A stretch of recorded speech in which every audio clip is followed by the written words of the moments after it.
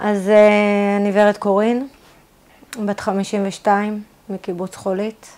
אני אימא לשלישייה, בני 20, עידו, הבן שלי, יהל ואלה, שתי בנות. כשהם היו בני 4 התגרשנו, ועדיין המשכנו לגור ביחד באותו קיבוץ, לא ביחד, אבל באותו קיבוץ. היחסים בינינו היו טובים, זה חשוב לסיפור, כי במהלך המתקפה הזאת אבי היה הרבש"ץ של קיבוץ חולית, וממש בהתחלה הוא נרצח. אני כבר הייתי ככה, קצת, הייתי ערה כשזה התחיל, אבל ההורים שלי הגיעו בריצה לחדר, עידו גם קפץ לחדר, נכנסנו לממ"ד, סגרנו את הדלת, ואז אחרי כמה דקות שמענו בום של נפילה, פתחנו את דלת הממ"ד כמו כל פעם, הדלקתי טלוויזיה, ואז ראינו, עידו ואני, שזה לא מפסיק, שזה משהו שהוא חריג, ובאמת היה לנו בריח פנימי. אז סגרנו אותו. פעם ראשונה מאז שאני זוכרת את עצמי בחולית. התחלנו לשמוע ירי, והתחלנו לשמוע בקבוצות של הקיבוץ, אני התחלתי לראות בקבוצה של הקיבוץ שאנשים מתחילים לדווח על ירי בתוך הבתים, ואז כנראה עברה איזו חוליה לידינו ויראו לנו לכיוון החלון של הממ"ד. אני מדברת עם חברה שלי, עם מרים, והיא אומרת לי שהיא שומעת אנשים בתוך הבית שלה, ואז נכנסו אלינו פעם ראשונה הביתה. ניסו לפתוח את הדלת של הממ"ד. אנחנו ישבנו בדממה, לא צייצנו, לא הוצאנו הגה.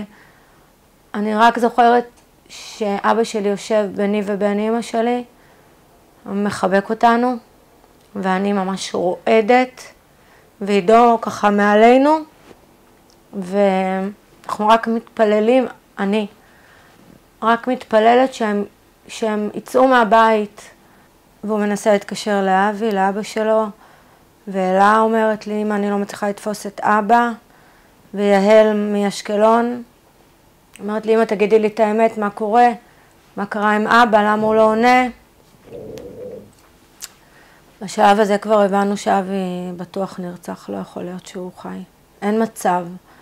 אני לא יכולה להגיד כמה זמן ישבנו בשקט, בדממה, על הרצפה, ואז הגיעה עוד נגלה של מפלצות, אני קוראת להם.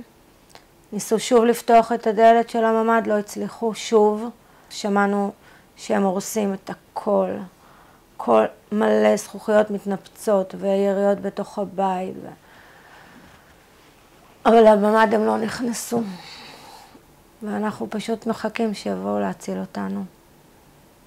ולא הגיעו. אנחנו כל הזמן בקשר עם אלה.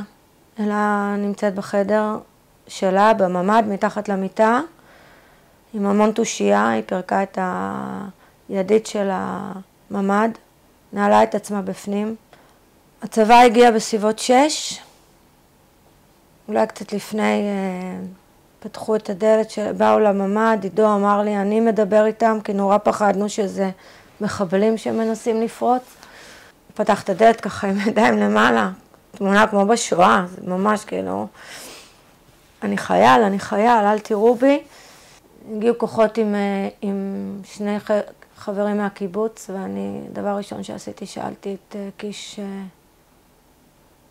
אמרתי לו, תגיד לי מה קורה, אבי מת, נכון? הוא לא ענה, הבנתי כבר שזהו, וגם הילדים. ואז הם רצו לפנות אותנו, ואני לא הסכמתי לצאת בלי אלה.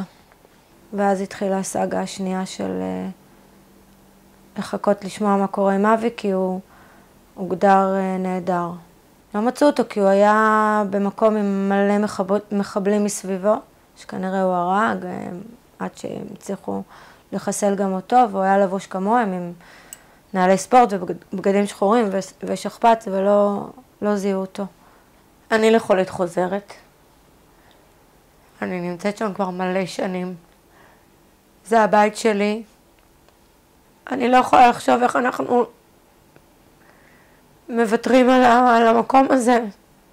זה לא הגיוני אחרי כל מה שקרה. אז אני אחזור.